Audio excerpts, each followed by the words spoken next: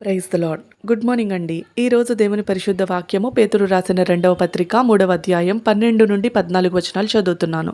దేవుని దినపు రాకడ కొరకు కనిపెట్టుచు దానిని ఆశతో అపేక్షించుచు మీరు పరిశుద్ధమైన ప్రవర్తనతోనూ భక్తితోనూ ఎంతో జాగ్రత్త గలవారై ఉండవలెను. ఆయనను మనం ఆయన వాగ్దానమును బట్టి క్రొత్త ఆకాశముల కొరకును క్రొత్త భూమి కొరకును కనిపెట్టుచున్నాము. వాటి యందు నీతి నివసించును. ప్రియులారా, వీటి కొరకు మీరు కనిపెట్టువారు గనుక శాంతము గలవారై ఆయన దృష్టికి నిష్కళంకులుగాను నిందారహితులుగాను కనబడునట్లు జాగ్రత్త పడండి. ఆమెన్.